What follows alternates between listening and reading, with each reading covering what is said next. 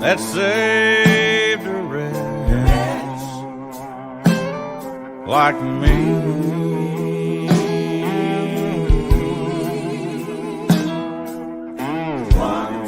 I once was lost, oh, but now I'm found.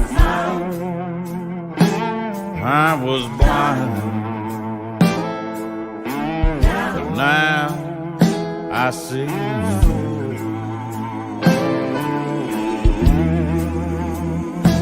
Was grace that taught my heart to fear. My heart to fear.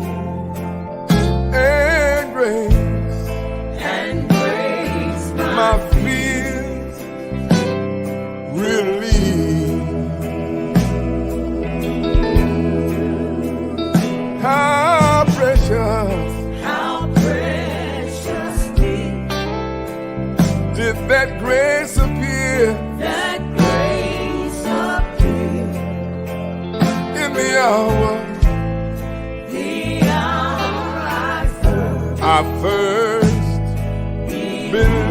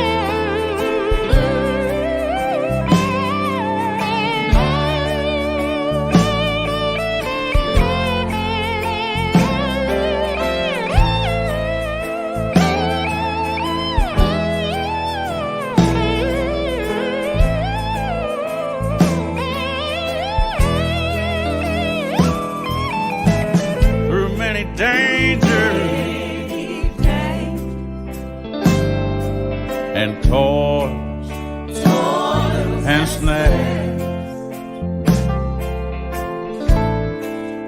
that I have already come.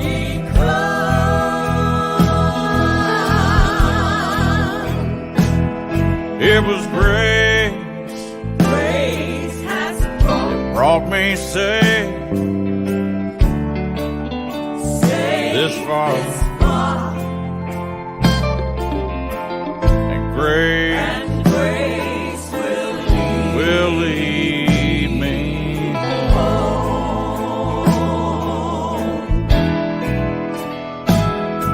When we have been there,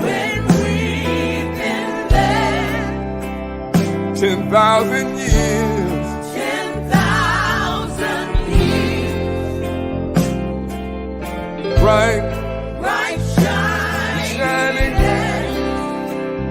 shining as the sun.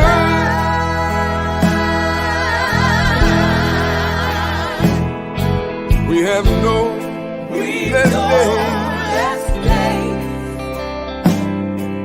to sing God's praise than when we first begun.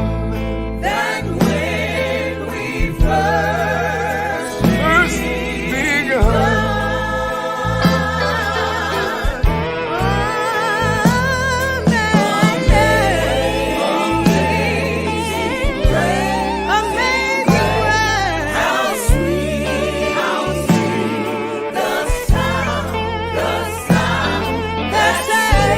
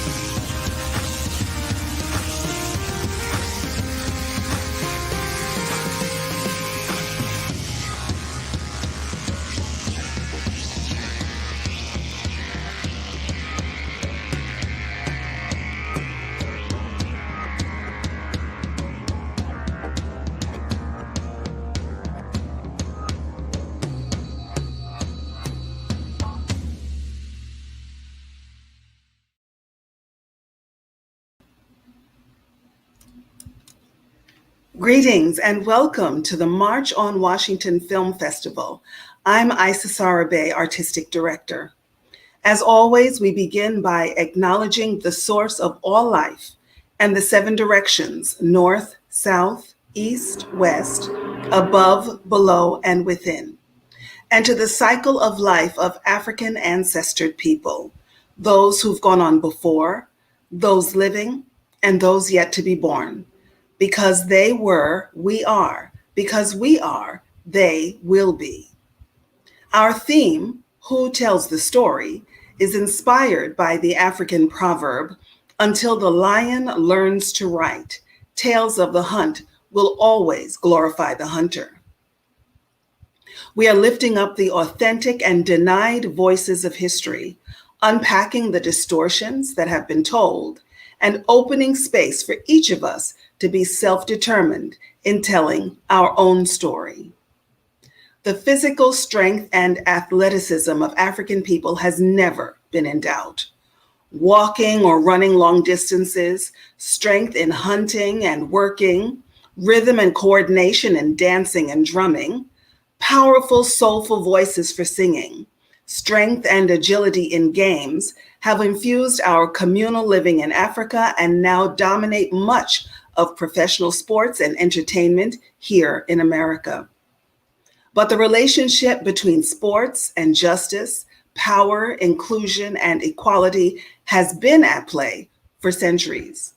As we face these potent times of protest, how does our history in American sports play out on playing fields in the court of public opinion?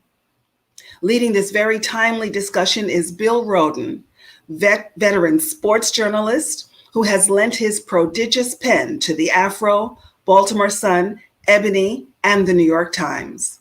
A college athlete, Bill played on the famous 1968 Morgan State Golden Bears football team that beat the Grambling Tigers in Yankee Stadium, the annual match known as the Whitney Young Classic. He is the author of the book, $40 Million Slaves, Rise, Fall, and Redemption of the Black Athlete, and a frequent guest on podcasts and television shows. Family, please welcome Bill Rhoden. Thank you so much, Sarah. What an honor, what a pleasure. We've got just a wonderful panel, and I say that I'm honored to really be sharing the stage with them. Let's meet the panelists right now. Greg, first. So I don't know about you guys, but when Bill Rhoden asked me to introduce myself, I panicked. Do I tell him, hi, I'm Greg Moore. I've been in journalism for about 17 years. I used to work for the Associated Press. I had a fellowship in East Africa.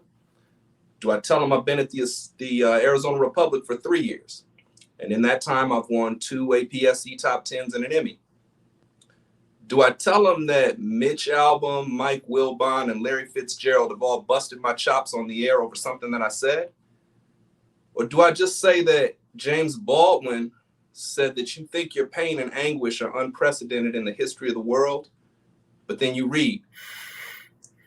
You find out the things that torment you the most are the very things that connect you with all the people who've lived, who ever have lived. And if that makes you pick up a book, Why Black People Tend to Shout by Ralph Wiley, who interviewed John Thompson. Both men are gone now and have been hugely influential in my life, even though I've never met either. Coach Thompson said, I try not to spend too much time evaluating or defending John Thompson. It's more important to me to do that which I feel is correct.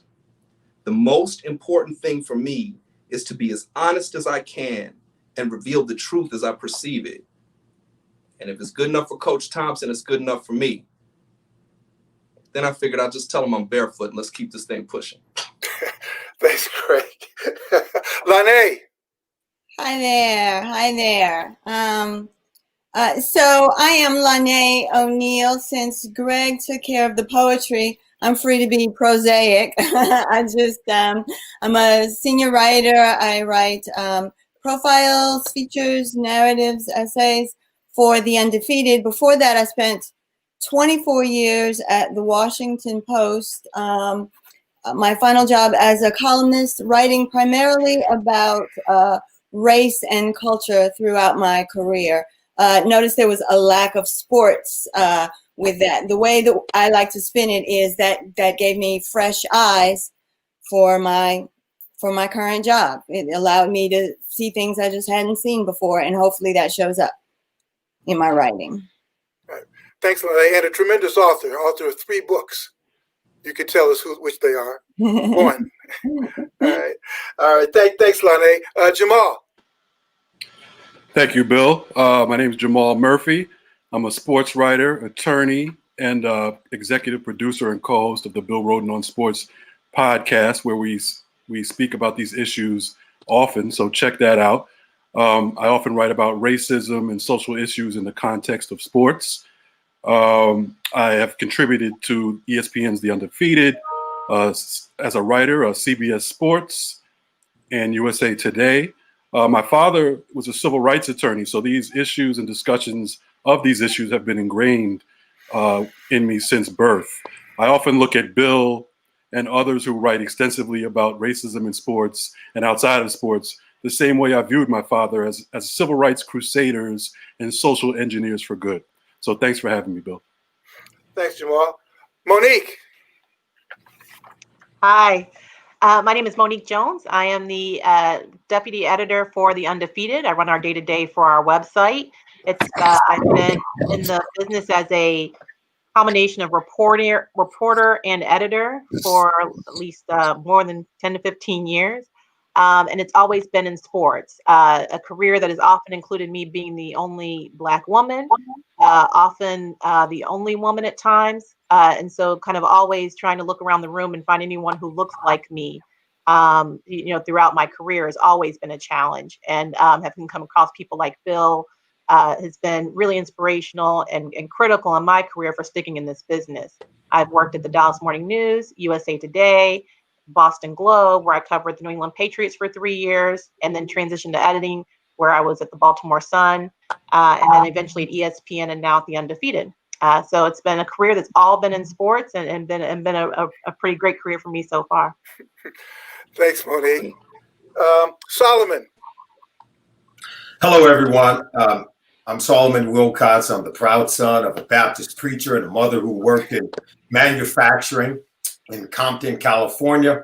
I remember when I was leaving to go off to college on a football scholarship, my mother asked me, she said, "What is it that you want to study? What is it that you want to do?" And I remember telling her I wanted to be a sports journalist. I wanted to tell stories. And she looked at me and in her encouraging voice, she said, "But you don't talk." She was right. The youngest of 4 boys, I wasn't allowed to talk. But after 7 years in the National Football League and now 27 years in broadcasting, I currently work for SiriusXM NFL Radio, where I host a daily show Monday through Friday from 7 to 10 a.m. Eastern Time. I also work as a writer and analyst for a data analytics company. We cover football. You may have heard of it. It's called Pro Football Focus. And I also work as a Sports Health Alliance, the director of that department, for a New York-based public relations firm. And so I am happy to be here this evening, and thank you for having me. Thank you, Solomon. And Aaron. Hi, good evening, everyone. It's so great to be here. My name is Aaron Matheson. I'm currently an associate producer with CNN, associate podcast producer. And I used to work with, sorry, I'm hearing noises. Let me try it. Is this better? Okay, go ahead. Just go with it. So I used to work with The Undefeated and I see some of my former colleagues. It's so exciting to see all of you. I think The Undefeated is such an amazing platform looking at the intersection of race, sports, and culture, and it's wonderful to be a part of this group. Thank you so much, Aaron. We're going to hear from Aaron and Jamal and Greg in our second panel. So we'll see you guys later. So you could listen but disappear. So listen, I've got a question for the 3 of you. And let's go in this order. Monique, Solomon, Lene. I sent you a script and I had all these questions, but I said, you know what, let me start off with a curveball. And the question comes actually something that Issa Sarah said at the beginning, because of when the charges, or the lack of charges, were announced at the Breonna Taylor murder. I've spoken to a lot of young people, and they were obviously, like many of us were, they were in despair, they were depressed, and what are we going to do? And I started thinking about our ancestors, our grandfathers and great grandfathers. And I was thinking, wow, we know what they went through. So I want to ask each of you, and here we are 400 years later. So I want to ask you, start with you, Monique, and then Solomon and Lene. How have we been able to survive? And I'm hearing a lot of feedback, I'm sorry. But how have we been able to survive for these 400 years? What's been the source, do you think, of our survival? Have you seen it? Monique? I mean, look, I don't know that I know the secret, but I will tell you that I know from my own experience in life and what my grandmother and what I know about what she passed down was faith, right? So it's either God, religion, if you believe in the sun, the moon, the stars, whatever it is that you believe in, that's what gets you through, because there is hope that's going to get you to a better day.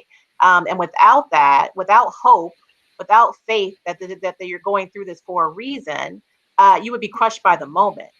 So I think it would be, to me, it feels like faith is something that's very critical in how we're able to overcome some of these moments where, you just wonder, why now? Why me? Why us? Why this situation? And you realize maybe there's something greater, there's something better, and you put your hope and belief into something greater than that. So that would be, what I think is probably one of the things that definitely must exist there. Yeah, I think the source of our ability to come through some of the most trying and most difficult times known to mankind since the Middle Passage, there are some of us who did not jump ship. There are some of us who persevered. There are some of us who came out on the other side having gone through a cauldron of adversity and persecution, but yet we still remain, but yet we're still here. And I think Monique is right. I think it's a tremendous faith, whether it's our creator or God, whatever it is you believe in, you understand that there's a greater sense of purpose, and that by coming through that fire, by going through the cauldron, you emerge as this beautiful diamond, as that pressure has created. That's who we are today. And I think we understand the connection between past, the present, and the future. There are some who want to sever those connections. They want to take things out of context. But I think we have a wonderful blessing and a wonderful gift to understand that connection. And that's what allows us to see beyond the temporary moment of now, to see beyond whatever we're going through. And we can always see the sun on the horizon, knowing that there's a better day. We know that from looking back, and we also know that from looking forward. And that's what makes us wonderful people. We don't seek revenge. We seek unity. We seek a greater and brighter day. We're troubled by some of the things that we see every day, but that's not what drives us. It's really what drives us is understanding that we can be better, and we want to be part of building a much better future for ourselves and for everyone. Same question, Lene. So I would echo what Monique said, what Solomon said. Certainly is faith. And I would add to that mutuality. It's our ability to see each other when nobody else was seeing us, right? And we turn that into fellowship and joy and creativity, right? We're the people who call each other brother and sister, right? Who nod when we see each other on the street, even though we don't know each other, or, it's just this recognition. And we have that. And that permeates all these aspects of our lives, so that when we get together, our joy is hyperbolic because our pain has been, right? And so it's a tool. And we have used that. We've used it to talk to God, and we've used it to lift each other. And so I think that's what keeps us going. We cry at night, and then we get up and we square up our shoulders and keep it moving. Let me ask this in the 5 minutes that we've got in this section. We're going to come back. Each of you, when did you first? Let's start with you, Solomon, and then Monique and Lene. When did each of you begin to see this racial dynamic in sports? we kind of start off innocently, but when did each of you see this racial dynamic in sports? Well, I think for anyone who grew up during the late 60s and throughout the 70s, during that time period, for many of us, it has been and will always be Muhammad Ali.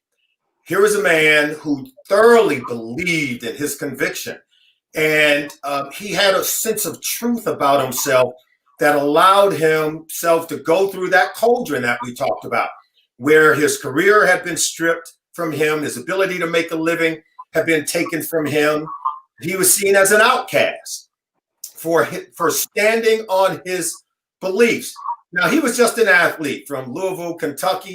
He had participated in the Olympics in Rome and then saw that there was this sense of unfairness and injustice. And I think a lot of us empathized with him. We understood that. We felt his pain. While he should have been celebrated, he was not. And so, but what we also know is that the truth will track down a lie every single time. Our parents have taught us that ultimately that we will be vindicated.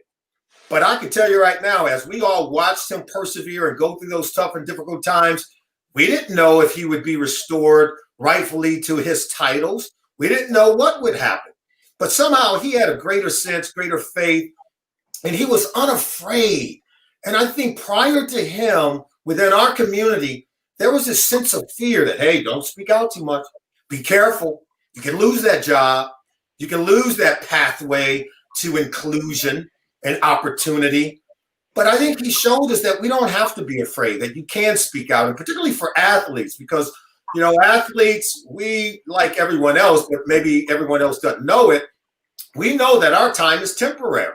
So if you're an athlete or an entertainer, it's temporary. And so you have to take advantage of that moment.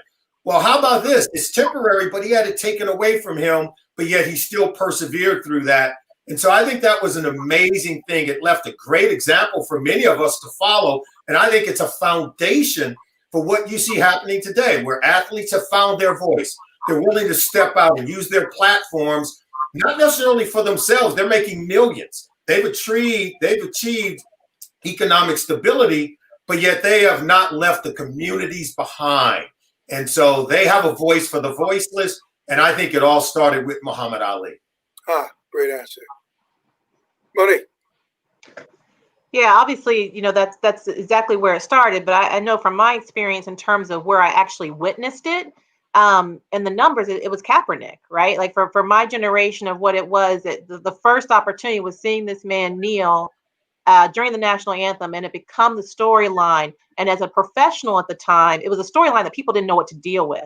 So I'm in a newsroom now where people are saying, how do we cover this? What do we do with this? There are all these opinions about it. We know where we are now with Kaepernick in that conversation, right? In 2016, it was a whole different story because of everything that was happening in the United States at that time. And so when I think about everything that Solomon just talked about with Muhammad Ali, Kaepernick did lose his job over this, right? Like even it took that long for us to see someone feel like they need to stand up. And we're still talking about the same issues that Muhammad Ali was standing for. And with Kaepernick, like nothing's changed in that time. And that's what's frustrating about this moment is that you feel like you're having the same conversation over and over and over again. And yet still Kaepernick's not in the NFL, right? So I think that even though we know that these things have happened over time, there's always been a racial dynamic in sports, right? I experienced it growing up. It's always been there. But the mass conversation that's happening, I don't think I haven't witnessed that since the Kaepernick situation. Renee, I want to ask you a variation of the question. You although you didn't spend a lot of time in sports, you had a son who came up in the sports system. Again, same question, but did you see it there? It's interesting to me. I saw a lot of people, he plays quarterback. I saw a lot of people try to move him from that position, and he just had a self-determination about it. And I think that horizon was opened up for him by the visuals that he was able to engage with the NFL in the year of the black quarterback and these increasing numbers. And so what you saw were black men who were field generals, who were leading their teams in and having the kind of success in the kinds of numbers with the kinds of high profile kind of attention that you didn't get, decades ago, right? And he grew up seeing that. And so I think that had a huge influence. And I want to say just briefly to the first question in terms of experiencing race, I was a young woman and I paid attention even then to language. And I remember understanding what color the athlete that they were talking about, that the broadcaster was talking about, just by their tone and their inflection and their choice of words. As a young woman, I was struck if my back was turned that I knew if they were talking about a Black player or a white player. And so, that made an impression on me. And then certainly when I did start getting into sports, walking into a press box where there were 50 people who didn't look like me and there was one of me counting me. So, right. And so then you understand who's framing those things connected, right? The reason I know what color the athlete is because the press box, is very sort of monolithic. And those are the people who are influencing, our perceptions and who are talking about these guys. Right. And let's keep women and men. Yeah, and let's keep it right there. We'll close out on this, but that's a great point you bring up, because I was going to say maybe we could stay there with you, or anybody could jump in this. We talk about Kaepernick, right? And we talked about this dominant number of football and basketball players. 86%, 70%. My question to you guys is, all right, that's all well and good, but why hasn't that dominance over more than 3 decades resulted in more head coaches, more African Americans in C-suites, more Black journalists? More Black stadium event pieces. The industry outside is so overwhelmingly white, but yet we're 80% here. Why have those numbers? And we're talking about 3 decades. Why haven't those numbers translated into more Black power outside of the field anywhere? Who wants to? Yeah, I'll just start. I'll try to be very brief. I think what we all have to understand, for our white brothers, our Black brothers and sisters, everyone needs to understand that we all exist in what we call a social construct. Things have been constructed in a way that says, okay, you're allowed to do this. And that was Jackie Robinson. You're allowed to play baseball, but you're not allowed to manage. The unwritten rule. Okay, you're allowed to integrate in the National Football League, which occurred 2 years prior to Jackie Robinson playing in Major League Baseball. It was with the Cleveland Browns, okay, with Bill Willis and Marion Motley. You're allowed to play. You're allowed to participate. And we see that even going on today. Okay, you can be the sideline reporter and maybe even the color analyst, but not on a nationally televised game. Okay, we can get one producer in, but maybe not as a director. And so the social construct suggests that there's going to be maybe some minor moments of inclusion, but certainly not at certain levels. We all know that takes time.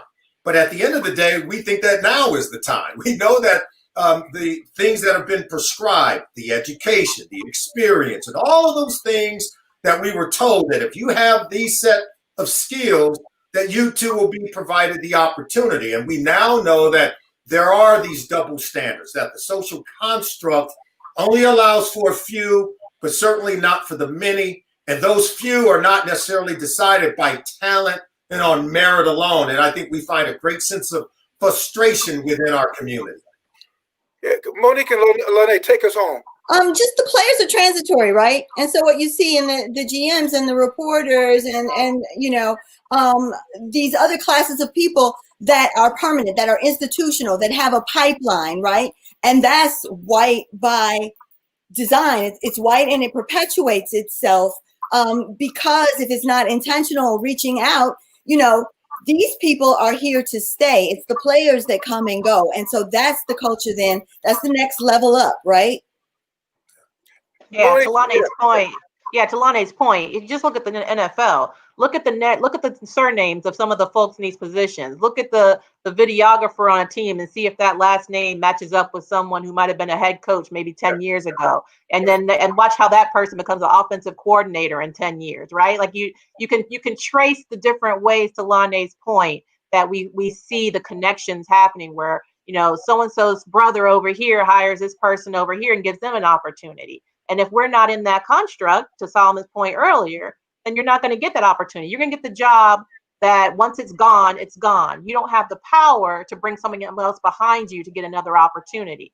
And that's where it's going to have to really change, is where you have an opportunity, you're in a position of power where you can bring someone with you.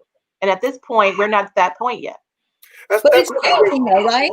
I mean, we're getting there, right? We're being strategic. We're looking around corners and saying, hey, how can I bring on my people? How can I create a pipeline instead of just waiting for one to be provided for me? There's some gatekeepers you have to go through, and there's some gates like you have to kind of storm. Right. Yeah. And we're seeing that with ownership, right? You're seeing Michael Jordan now get involved with NASCAR. You've seen Russell Wilson. You've seen Patrick Mahomes now using this money that they've earned to now have purchasing power and buying teams and having a stake in that. I mean, that's kind of getting into what you're talking about, right? That's the next step, is ownership. Yeah, and those are great points, and we're going to come back there when you guys come back for the last session, because I think we're really getting to this point, and it kind of how we began, how we've survived 400 years. Where's an evolution? It's not one home run. It's not one silver bullet. It's like you run your leg at a relay race, you hand it off, other person runs their leg, and that's just the way it is. So listen, Solomon, Monique, Lane, you're going to join us in the last segment. Right now, we're going to bring in three other folks. But listen, you guys are great. We're going to bring in right now Jamal, Greg, and Aaron to speaking of relay races, we're going to bring back Aaron, Jamal, and Greg. Hey guys, how are you doing? All right, how are you? Listen, let me start off with the same whip around question, and that's you are. I think you guys may be on the younger side of our panel this evening, but let's start with Aaron, Jamal, and Greg. Same question I asked them. What's your source of hope? I mean, you look at what's happened with Breonna Taylor. You're on and on and on and on. I mean, my generation is an Emmett Till. I'm sure another. I mean, white people have been murdering us for but yet here we are. Aaron, what's been the source of our survival? I mean, well, my immediate thought is prayer is the first thing that comes to mind. But I just think I feel like there's someone always pushing. I was introduced to sports through Debbie Thomas, and she's a figure skater. She won she was a bronze medalist in the 1988 Olympics. There were not around that time, there was a lot of terrible things happening, but my mother always made sure I looked at her and like, this is what you can become. And I feel like there's always someone who's doing well. And I think it's just important to focus on those people. Great. I just think that I am my ancestors' wildest dreams.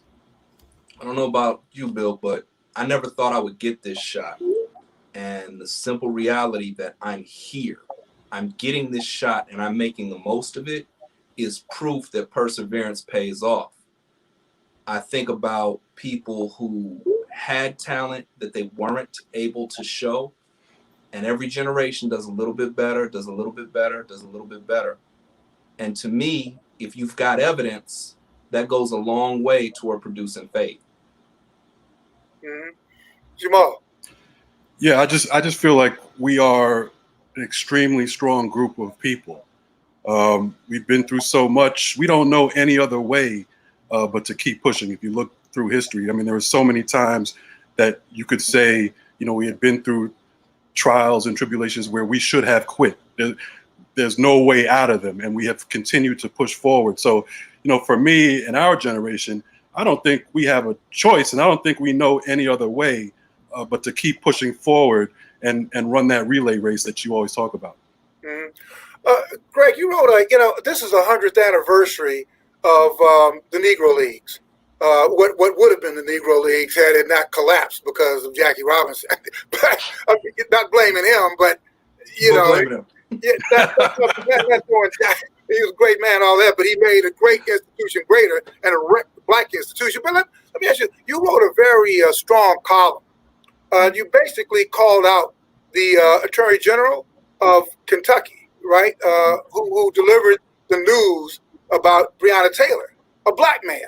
And to me, that's almost integrate. You know, now, 50 years ago, they would have had to trot out a white guy. But now, because of integration, they trot out a black puppet. So each of you you said that he basically betrayed black people. I want to ask you to follow up on that, but also, I guess, to each of you, isn't that part of the problem of sort of integration in that people like that guy who's Republican and many of our Republican friends, they're saying, well, Greg, Jamal, who's the arbiter of blackness now? You know what I mean? I mean, you know, who's saying I'm not black enough? So let's talk about that. So the thing I think is that you need numbers, like overwhelming numbers. You can be whatever you want, say like in the NBA. You can have different black guys with different opinions and different ways to be black. But if there's only one black person in the space, they kind of bear the responsibility of trying to represent for a massive group of completely diverse people. So I think if you've only ever got one, that's a problem. I think in the case of the Kentucky Attorney General. Yeah, Greg, cut it. Go ahead. He tried to blame the system. And I'm sorry, but if you're going to blame the system, that's cool. How about we'll use the system against you? Oh, and since you're not up for re-election since 2023, we'll take it out on the party that propped you up. You have no idea what you're talking about. You're up there crying. If my mother and if it happened to me, ain't nobody thinking about you or your mother right now. Okay? Nobody's thinking about you or your mother right now. We're thinking about Breonna Taylor. Say her name. This is about her right now. And since you want to use the system and hide behind the system and you couldn't figure out a way to do your job, which was to get justice, all right, cool. We'll use the system too. Mm-hmm. Right. Same thing question. But let me ask you a question, Jamal. And this kind of gets into who's black, who's not. In the bubble, remember everybody was talking about Black Lives Matter. Everybody was kneeling on day one. Day two, the brother from the Orlando Magic said, I ain't kneeling. I'm standing up. I don't want to kneel. And he didn't wear a Black Lives Matter thing. Again, who is an Uncle Tom in 2021? I mean, how do we determine who's black and who's down, Jamal, Aaron, in 2021? Is this guy the Orlando Magic guy? You know, what do we do with black people like that? Well, I think it goes to your point. It's not about, at this point, it doesn't matter it's not about you just being black. It's not about just simple, plain diversity. Well, you know, that the Republicans love to trumpet or pretend to trumpet. Well, they'll put one black person who's an ultra conservative black person on the Supreme Court, or allow them to be their one and only senator, or allow them to be the Kentucky Attorney General. It's not about just being black and that being some kind of diversity. It's really about diversity of thought. You need, and to go to Greg's point, you need more numbers. You know, black people are not a monolith. Okay, we know that. 10% of black people are going to vote for Trump. Maybe 10, 15% are going to vote for Trump. We are not all the same. So it's not just about putting a black face there. It's about putting any person with diversity of thought who understands that black people are an equal part of this country. So it's not about, you know, just putting a black person in a space anymore. And I think we all know that. The only people that don't know that are Republicans. You know, Bill, I want to add to that. You know, I think we have to be really careful who we are labeling an Uncle Tom and who we just don't agree with. You know, I think what I've been reading a lot, and I think there are a lot of black people who are, especially when we're talking about Daniel Cameron, there are a lot of black people who are not happy with the way black politicians have been doing things. And I think the difference then is, how do you think things should change? And so I think Daniel Cameron thinks he's found a way through the Republican Party to bring about a change he thinks is worth it. And we don't have to agree. I hate to say it, but at the Republican National Convention, he had some pretty, I think, on-point critiques of Joe Biden, but I certainly don't agree with everything, certainly his take on the Breonna Taylor case. And I agree with Jamal, a diversity of thought is incredibly important. If I can piggyback on that, Aaron, I'm right there with you. I'm not comfortable calling anybody an Uncle Tom. I'm not comfortable labeling anybody as somebody who is intentionally pandering to whites by putting down their own race, is intentionally trying to enrich himself for doing that.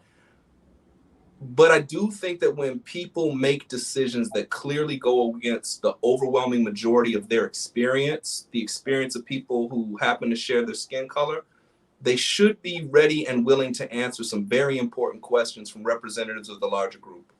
Mm-hmm. Let me ask you guys this. And this is a question about the Black Lives Matter in sports. I'm kind of thinking, is it effective? Has it been effective? And my thing is that it seems as if the players have gone as far as they can go. It seems now you need the multi-billionaires who own the teams, who run the leagues.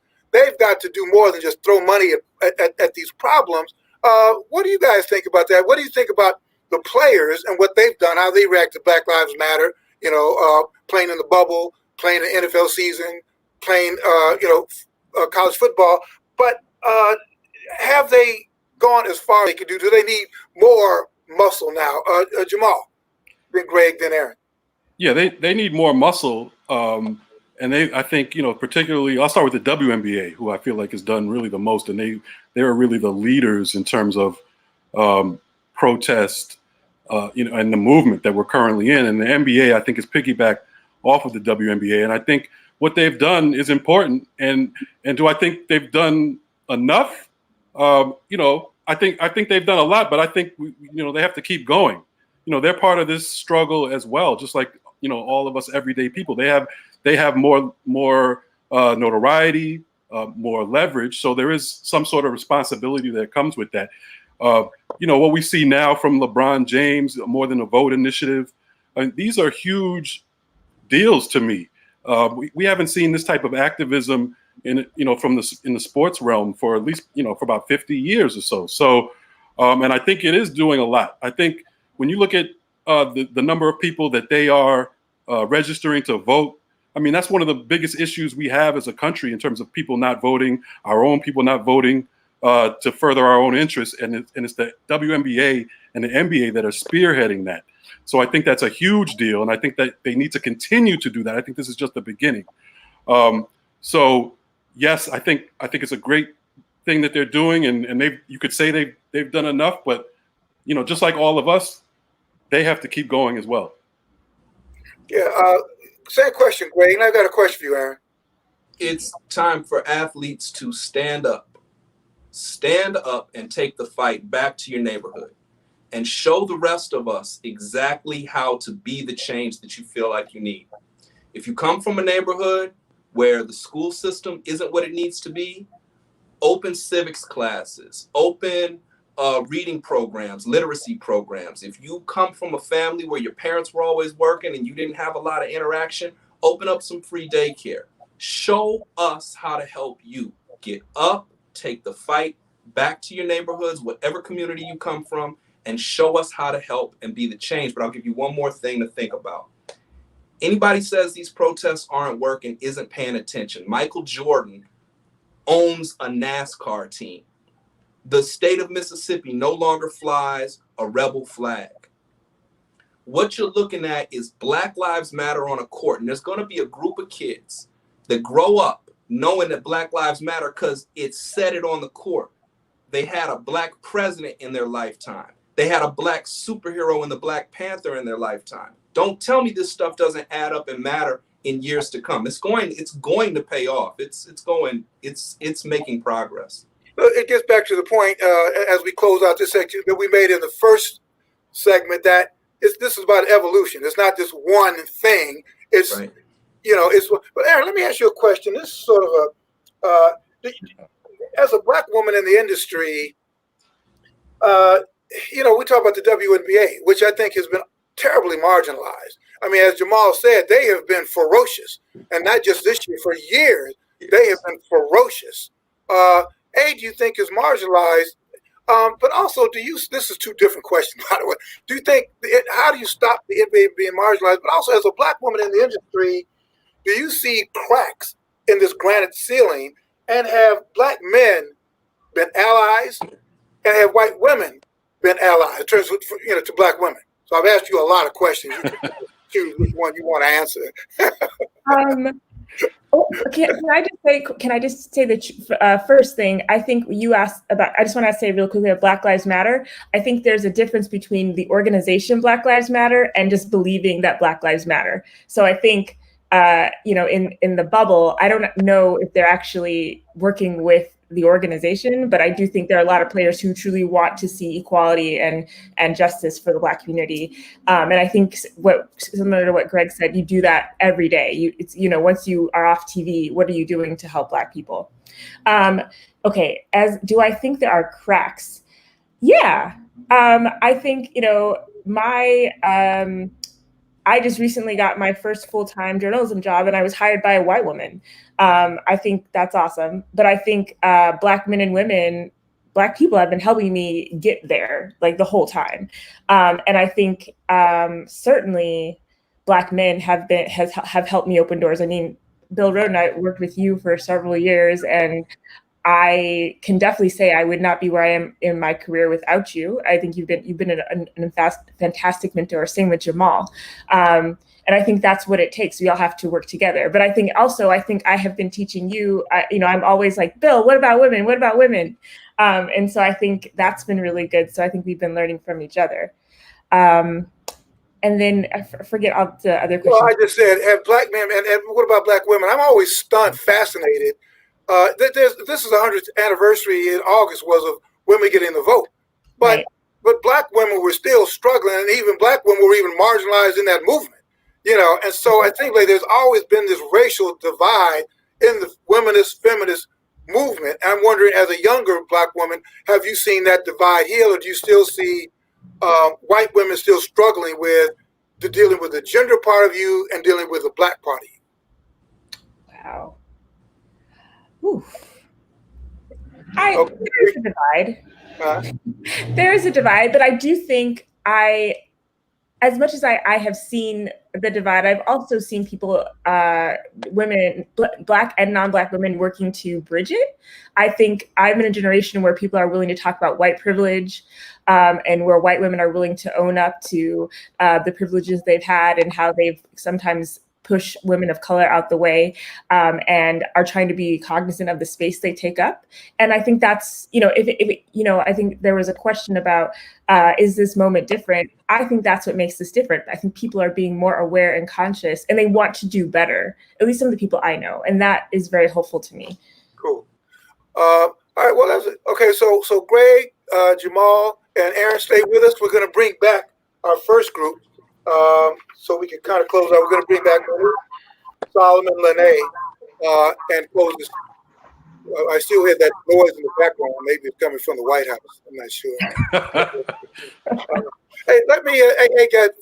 First of all, let me just say just briefly, it's been such a joy and honor tonight, obviously, but then working with each of you. I've had different working relationships with all of you, and it's really been a joy and a pleasure to be able to talk you all into coming and being together on this set. It's been just phenomenal. Each of you are just phenomenal professionals.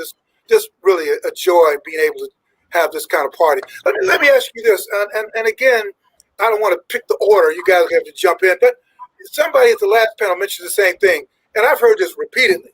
This moment seems different. And Solomon, you and I talked about this. People say, wow, this moment seems different. And I'm thinking, 1968, there were white people there, but some of the same white people who are now in their 60s, 70s are part of the problem. I mean, they decided okay, we're tired of this. Let's go back to being white.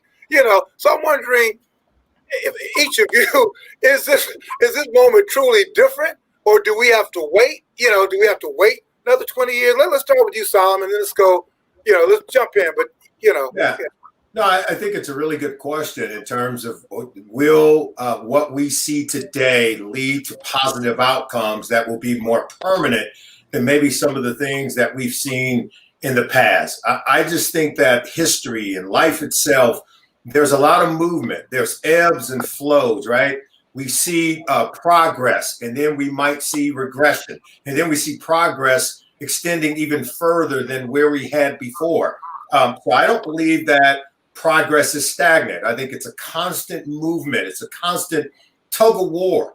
I think what we need to understand that there are forces in this world and in this country that does not seek equality, that does not seek justice, that does not seek a balance of fairness.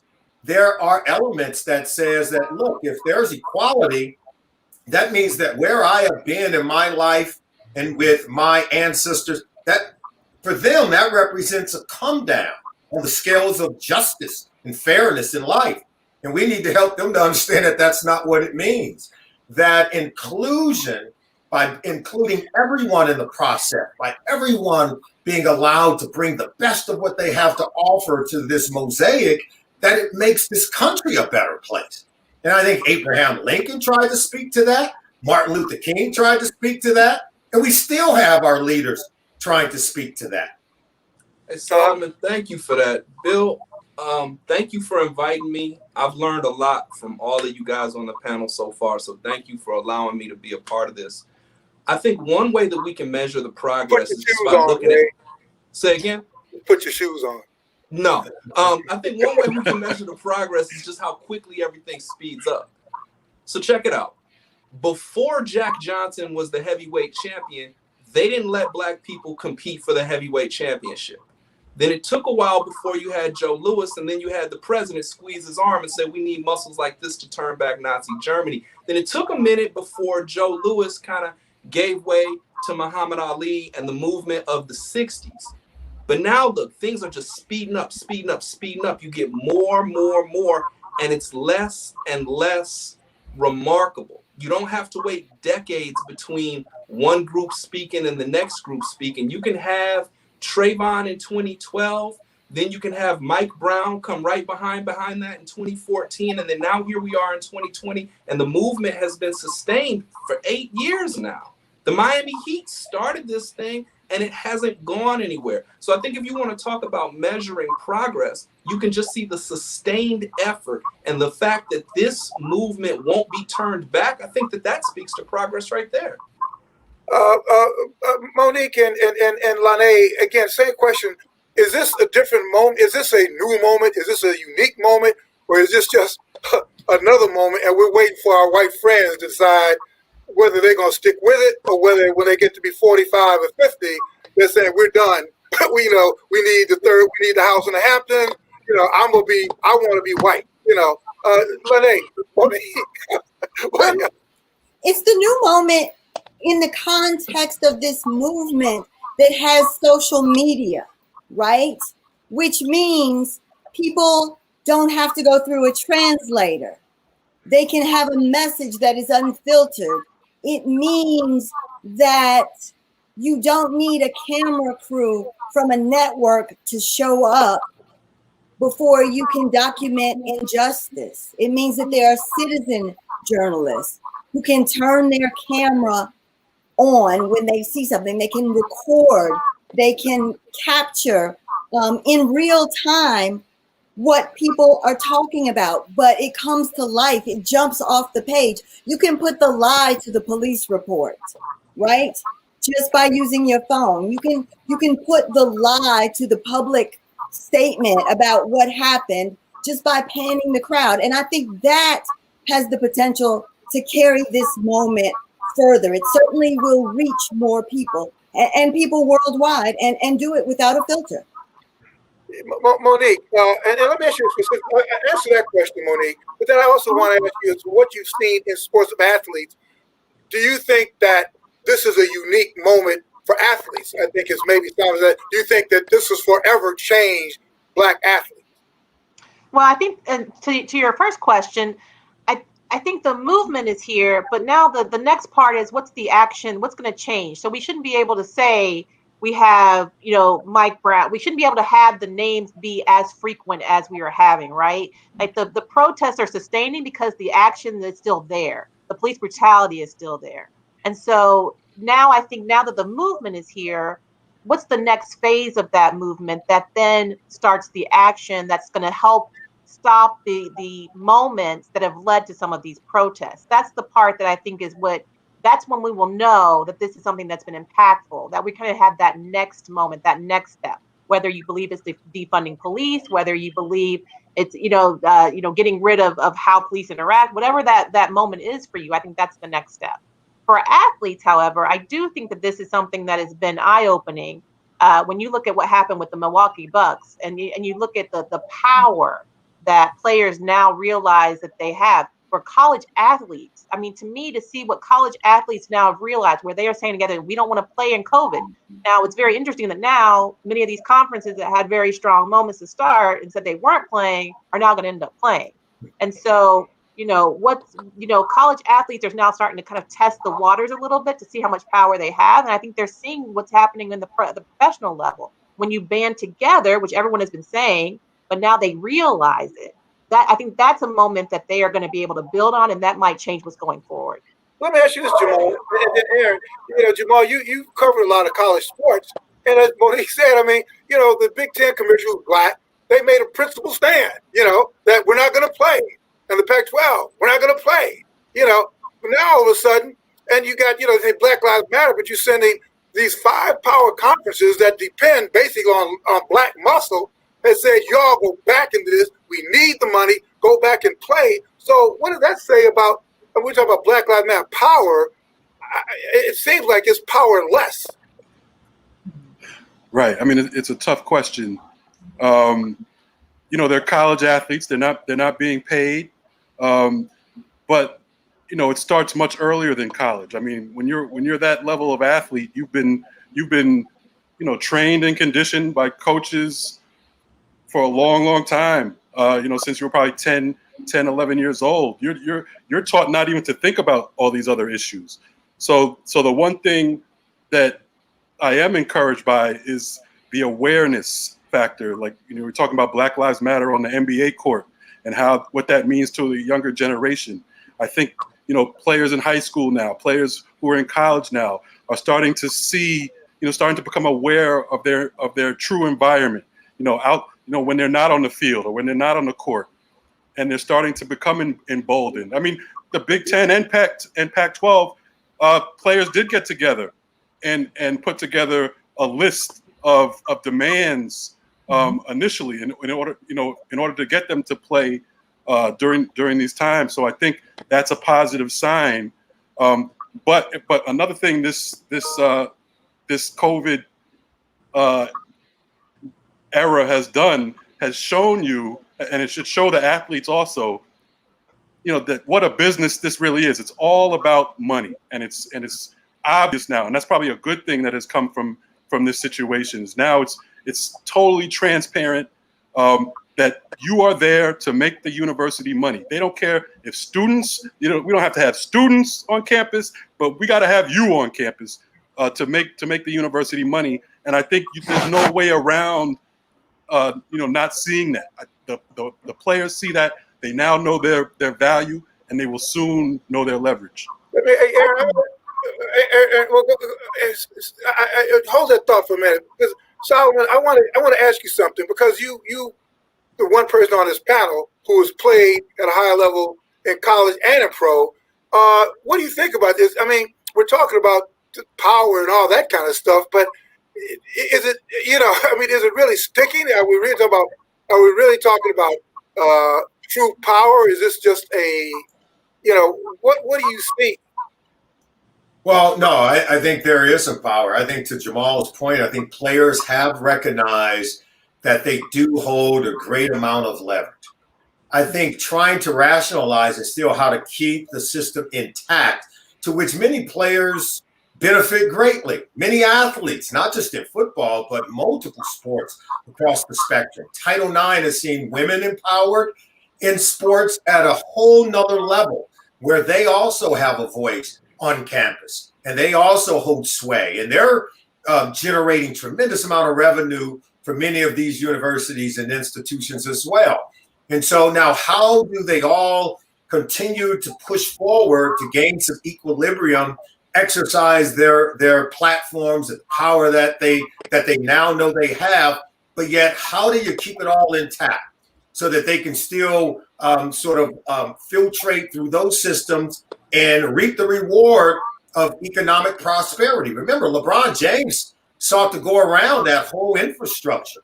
He decided he wasn't going to enrich anyone else. He knew then what he brought to the table, and he was going to begin to maximize his economic power from the first day he left high school. And I remember, at least in my community and all around the country, people were upset because I think they became aware that he was aware and that other athletes would become aware. And that's why we are where we are at today. And so I think the athletes are trying to figure out how to keep college football, or college basketball, or women's college basketball, how to keep it intact, but at the same time, create some equilibrium where we're extracting from all the money and all the finances that are changing hands. How can we participate in these economic gains that we see taking place? And I think it's a fair and rightful conversation to have. Aaron, go ahead. We only have a minute left, but go ahead, Aaron. I want to piggyback off that. There are only a few athletes like LeBron James who, if he were to quit basketball today,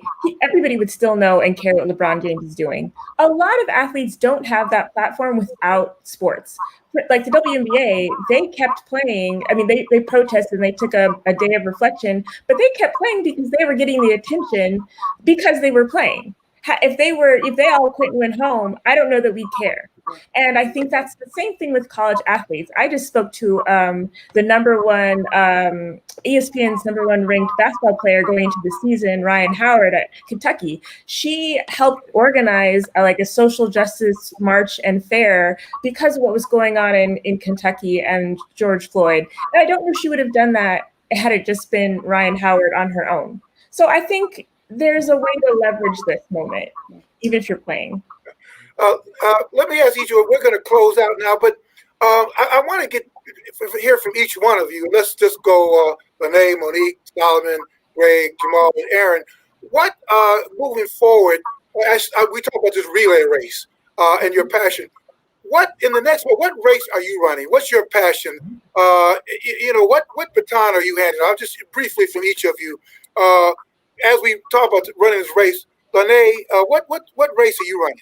I think you recognize that this is a moment and that you have to seize it, right? You have to use it to educate yourself and bring as many people as you can with you, because the window will close, or history teaches us at the very least it will narrow, right? And so this is time for a power grab. And it's self-power, it's community power, it's institutional, organizational, however you define that. But this is the moment to take very big strides and to take as many folks as you can along for the way. Thank you, Monique. What race are you running? Yeah, and sharing too, right? To take on like sharing knowledge, sharing information, telling the truth, like when people come to you and they seek advice, and what are you telling people? Don't give them the version that they want to hear. Give them the answer that's going to help them be better. Like just being honest and upfront with people and sharing information, sharing what you know, bringing them with you. To Lane's point, I think that information is only going to help them. So I think just kind of being open and sharing is the thing that I kind of think about the most. Solomon. I think about a conversation I had a few years ago with my old college professor, Dr. Miles, and he talked about his father when his father retired from his job. He came in and said, today is the day that I go in and I give these people their job back. And I remember asking Dr. Miles, what was that all about? He said his father told him that it's not my job. The job belongs to them. There's going to come a day when they're either going to take it back or I have to give it back. And that opened up my mind to a lot of different things in terms of how we assume the positions and the opportunities that we have, because it's not our job. The job is on loan to us for a period of time, and one day we're going to have to give it back. And so I really think about how I'm going to spend my time and the roles and opportunities that have been afforded to me, and that is through mentorship of young people and helping them to understand how they got here and what the responsibilities are to continue to cultivate positive environments, fertile ground for growth and development and helping younger people, but also respecting and listening and revering and honoring older people who are on their way out. And I think that's how we all come together to create a much more positive environment in our workspace and in our daily lives. That's what I'm all about in every single role, whether it's in my community, in my church, or in the workplace. Great. The race you're running. Sure. Yeah, no, Solomon's exactly right. We have to connect our generations. We have to look out for the generations that came before and behind. To Monique's point about telling the truth, I had the distinction of speaking to John Carlos from the 68 Olympics. He told me he was a shot of castor oil. He was the thing to clean it all out. So for me, my race that I'm running is to just say it. For me, the race that I'm running is to teach everybody around me, to connect people who don't know that they have things in common, and to also introduce people to experiences and ideas and emotions, especially the emotions that they wouldn't have access to without me making that translation for them. The race I'm running is to teach always. Jamal Murphy. Yeah, no, I agree with Greg. I think, as a writer, especially, tell the truth, talk the truth, educate those who don't know the truth. I just think you just have to be true to who you are. You have to, not be afraid to speak truth to power, and also listen to the other side and understand where they're coming from. Not to say that they're coming from a genuine place, but you at least have to know what defense they're playing against you. Is another some more words of wisdom from Bill, because they have an agenda also. We have to understand what that is, and we need to be truthful in how we talk about what we're doing. Aaron, you're the youngest person on this panel, so we'll let you close it out with a view from the person in the generation of the 30s. Well, ditto to what everyone has said. I think I would just add, I don't think you can be successful today if you don't know how to interact with people of different races and backgrounds. And so I'm definitely here for being able to help have those conversations and to learn more about people I don't know and be sensitive to that, because otherwise I'm going to get left behind. All right. Well, listen, Aaron, Jamal, Greg, Solomon, Monique, Lane, obviously we can go on for another 2 hours but I just want to thank each of you just for your time, your insights. This has been great. And I think whoever's seen this, it's one of those things that if they see this again, they're going to like, wow. Right. But hey, thank each of you. This has been tremendous. And, that's all I can say. It's a heartfelt thanks to each of you giving us your time on this panel, on this festival. So thank you very much. Thank you, Bill. Thank you. Thank you, Bill. Thank you. Yes, thank you. What a deep bench of talent and wisdom on display. Thank you so much, Bill, for pulling this together. Be sure to join us for all of the films and discussions of the festival. Explore the website to see the many films, resources, reading room information we've made available. And we've decided to extend your access to the festival for another week. Some people are just coming on to see what we have to offer. So most of our films and all of our discussions and resources will be available until October 4th. So until we see each other next time, march on.